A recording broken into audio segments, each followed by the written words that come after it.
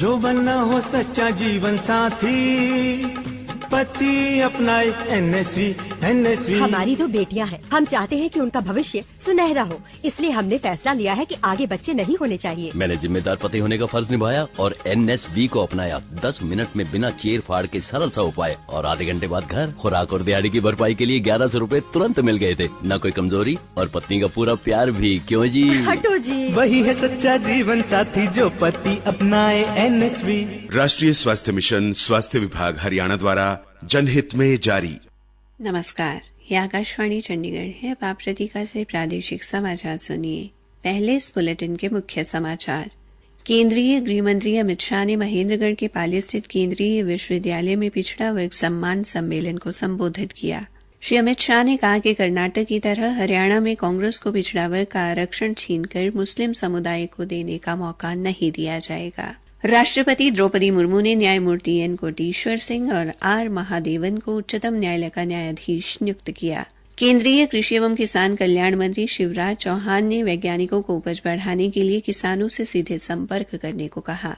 और हरियाणा के परिवहन मंत्री असीम गोयल ने अंबाला में 1.5 करोड़ रुपए की लागत से स्थापित किए गए बिजली के 2 फीडरों का शुभारंभ किया। अब समाचार विस्तार से। केंद्रीय गृह मंत्री अमित शाह ने आज महेंद्रगढ़ के पाली स्थित केंद्रीय विश्वविद्यालय में पिछड़ा वर्ग सम्मान सम्मेलन को बतौर मुख्य अतिथि संबोधित करते हुए कहा कि हरियाणा में किसी भी हालत में मुस्लिम आरक्षण लागू नहीं होने देंगे।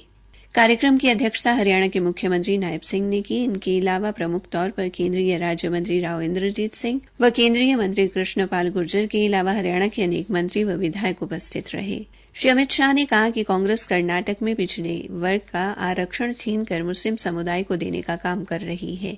अगर हरियाणा में भी कांग्रेस सरकार आई तो वो यहां पर भी यही काम करेगी। गृह मंत्री ने कहा कि कांग्रेस पार्टी हमेशा से ही पिछड़े वर्ग व अति पिछड़े वर्ग की विरोधी रही है। कांग्रेस ने अति पिछड़ा वर्ग का आरक्षण ठंडे बस्ते में डाला, लेकिन जब बीजेपी की सरकार आई तो अति पिछड़ा वर्ग आयोग को संवैधानिक दर्जा देकर उनके अधिकारों को पक्का किया गया। इसके साथ ही बीजेपी सरकार ने पहली बार अन्य पिछड़ा वर्ग में 27% आरक्षण देने का कार्य किया। श्री अमित शाह ने कहा कि मुख्यमंत्री नायब सिंह की कैबिनेट ने 3 निर्णय लिए हैं। पहला निर्णय क्रीमी लेयर की सीमा 6 लाख से बढ़ाकर 8 लाख करना। दूसरा, पंचायतों में समूह क को 8%, समूह ख को 5% आरक्षण देना। और तीसरा, नगर निगम में समूह ख के लिए 5% आरक्षण देना है। उन्होंने कहा कि 8% आरक्षण ज्यों का त्यों रहेगा। उन्होंने कहा कि ये तीनों निर्णय प्रधानमंत्री नरेंद्र मोदी की नीति को लागू करने वाले हैं। गृहमंत्री ने कांग्रेस के हरियाणा मांगे हिसाब अभियान पर निशाना भी साधा और मंच से हरियाणा के पूर्व मुख्यमंत्री भूपेंद्र सिंह हुड्डा को चुनौती देते हुए कहा कि श्री हुड्डा अपनी पार्टी के 10 साल का हिसाब और हमारी पार्टी के 10 साल का हिसाब लेकर जनता के पास जाएं। गृहमंत्री ने कहा कि हम स्वयं अपना हिसाब जनता के पास लेकर जाएंगे। उन्होंने पंचायत के विकास की चर्चा करते हुए कहा कि बीजेपी ने 6225 पंचायतों का विकास किया। केंद्रीय गृह मंत्री ने 5 पंचायतों का नाम लेकर उनके विकास गिनवाए और कहा कि हिसाब हुड्डा साहब को देना है कि जब केंद्र और राज्य दोनों जगह कांग्रेस की सरकार रही तो हरियाणा को इन्होंने क्या दिया। राष्ट्रपति द्रौपदी मुर्मू ने न्यायमूर्ति एन कोटेश्वर सिंह और आर महादेवन को सर्वोच्च न्यायालय का न्यायाधीश नियुक्त किया है। न्यायमूर्ति एन कोटेश्वर सिंह वर्तमान में जम्मू कश्मीर और लद्दाख, जबकि न्यायमूर्ति आर महादेवन मद्रास उच्च न्यायालय के न्यायाधीश हैं। विधि एवं न्याय मंत्रालय ने कहा कि नियुक्ति न्यायाधीशों के अपना अपना पदभार ग्रहण करने के दिन से प्रभावी होगी। हरियाणा सरकार ने सेवारत सैनिक, पूर्व सैनिकों व उनके परिवारों के लिए स्वास्थ्य सुविधाएं विकसित करने का निर्णय लिया है।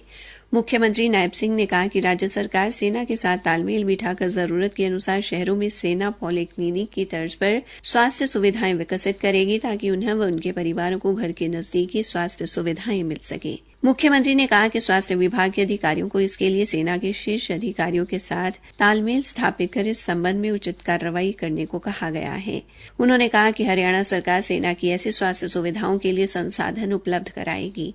उन्होंने कहा कि रेवाड़ी, रोहतक और महेंद्रगढ़ जैसे सैन्य बाहुल्य क्षेत्रों में चिकित्सा संस्थान स्थापित होने से सैनिकों, पूर्व सैनिकों व उनके परिवारों को बड़ी राहत मिलेगी। प्रादेशिक समाचार आकाशवाणी चंडीगढ़ से प्रसारित किए जा रहे हैं। केंद्रीय कृषि एवं किसान कल्याण मंत्री शिवराज सिंह चौहान ने वैज्ञानिकों को उपज बढ़ाने के लिए किसानों से सीधे संपर्क करने को कहा है। श्री चौहान ने नई दिल्ली में भारतीय कृषि अनुसंधान परिषद के स्थापना दिवस समारोह का उद्घाटन करने के बाद ये बात कही। उन्होंने कहा कि किसानों की आय दोगुनी करने सहित सरकार के निर्धारित लक्ष्यों को प्राप्त करने के लिए वैज्ञानिकों, विश्वविद्यालय व महाविद्यालय और कृषि विज्ञान केंद्रों से जुड़े सभी लोगों को एकजुट होकर काम करने की जरूरत है। कृषि मंत्री ने कहा कि सरकार देश को दलहन और तिलहन के मामले में भी आत्मनिर्भर बनाने के लिए प्रतिबद्ध है। उन्होंने वैज्ञानिकों से अनुरोध किया कि उत्पादन को प्रभावित किए बिना जैविक खेती पर ध्यान केंद्रित करें। हरियाणा के परिवहन, महिला एवं बाल विकास मंत्री असीम गोयल ने आज 1.5 करोड़ रुपए की लागत से स्थापित किए गए बिजली के 2 नए फीडरों का शुभारंभ किया। मंत्री ने कहा कि सरकार द्वारा बिजली की बेहतर आपूर्ति के लिए निरंतर कार्य किए जा रहे हैं। इसी कड़ी में आज अंबाला को 2 नए फीडर मिले हैं। श्री गोयल ने बताया कि अंबाला विधानसभा क्षेत्र में सरकार ने 5 सब स्टेशन भी मंजूर किए हैं, जिसमें एक 66 केवी व 4 33 केवी के सब स्टेशन शामिल हैं, जो अंबाला शहर विधानसभा के सुल्लर, रद्दोमाजरा, उदयपुर, घास मंडी और मंडोर के नजदीक स्थापित किए जाएंगे। मंत्री ने कहा कि इनके लिए जगह की तलाश शुरू कर दी गई है, जिसके बाद शहर से बिजली संबंधी समस्याएं खत्म होंगी। परिवहन मंत्री ने बताया कि पीएम सूर्य घर योजना के तहत प्रदेश में 1 लाख घरों को सौर ऊर्जा कनेक्शन दिए जाएंगे। केंद्र सरकार ने राज्यों और केंद्र शासित प्रदेशों से कहा है कि पुलिस स्टेशनों और पुलिस विभाग के नियंत्रण वाले स्थानों को गवाहों से पूछताछ के लिए निर्धारित न किया जाए। केंद्रीय गृह सचिव अजय भल्ला ने इस संबंध में सभी राज्यों और केंद्र शासित प्रदेशों के मुख्य सचिवों को पत्र लिखा है। उल्लेखनीय है कि भारतीय नागरिक सुरक्षा संहिता 2023 के तहत सभी पुलिस स्टेशनों को ऑडियो वीडियो इलेक्ट्रॉनिक माध्यम से गवाहों से पूछताछ के लिए एक निर्दिष्ट स्थान की पहचान करने के लिए कहा गया है। नीट पेपर लीक मामले में केंद्रीय अन्वेषण अभिकरण ने कल रात हजारीबाग के एक विश्राम गृह से व्यक्ति को गिरफ्तार किया है। इसके साथ ही हजारीबाग से अब तक 5 लोगों की गिरफ्तारी हो चुकी है। गिरफ्तार व्यक्ति के कब्जे से महत्वपूर्ण दस्तावेज बरामद किए गए हैं। फरीदाबाद पुलिस की अपराध शाखा ने एक आरोपी को 1 किलो 6 ग्राम चरस के साथ गिरफ्तार किया है। पुलिस प्रवक्ता ने बताया कि गिरफ्तार आरोपी प्रवीण सिंह मूल रूप से उत्तराखंड के कंदोला गांव का निवासी है और वर्तमान में पल्ला के सूर्य विहार में रह रहा है। अपराध शाखा टीम ने गुप्त सूचना के आधार पर पल्ला नया रोड के पास गश्त के दौरान उसे गिरफ्तार किया। पूछताछ में पता चला कि आरोपी ने चरस उत्तराखंड से 90,000 रुपए में खरीदी थी। महर्षि दयानंद विश्वविद्यालय रोहतक की बीएड प्रथम वर्ष की नियमित व री अपीयर की प्रायोगिक परीक्षाएं 20 जुलाई से शुरू होंगी। विश्वविद्यालय के प्रवक्ता ने बताया कि बीएड प्रथम वर्ष रेगुलर व री अपीयर की प्रायोगिक परीक्षाएं 20 जुलाई से 11 अगस्त तक ली जाएंगी। परीक्षा तिथि पत्र और रोल नंबर विश्वविद्यालय की वेबसाइट पर उपलब्ध कराए गए हैं। प्रवक्ता ने बताया कि विश्वविद्यालय द्वारा इस वर्ष मई जून में ली गई बीए, एलएलबी, एलएलएम की दूसरे, चौथे, छठे व 8वें सेमेस्टर की परीक्षाओं की यूएमसी मामलों की सुनवाई कल सुबह 10:30 बजे तथा बीबीए की दूसरे, चौथे, 5वें व छठे सेमेस्टर की परीक्षाओं की सुनवाई कल दोपहर 2:30 बजे और मई जून में आयोजित बीसीए की दूसरे, चौथे व छठे सेमेस्टर की परीक्षाओं के यूएमसी मामलों की सुनवाई परसों दोपहर 2:30 बजे परीक्षा नियंत्रक कार्यालय में की जाएगी। सेना द्वारा हिसार, जींद, फतेहाबाद व सिरसा जिले के अभ्यर्थियों की अग्निवीर भर्ती की जाएगी। भर्ती प्रक्रिया हिसार के मिलिट्री स्टेशन के भर्ती कार्यालय के परिसर में 20 से 28 अगस्त तक आयोजित होगी। अंत में मुख्य समाचार एक बार फिर। केंद्रीय गृह मंत्री अमित शाह ने महेंद्रगढ़ के पाली स्थित केंद्रीय विश्वविद्यालय में पिछड़ा वर्ग सम्मान सम्मेलन को संबोधित किया।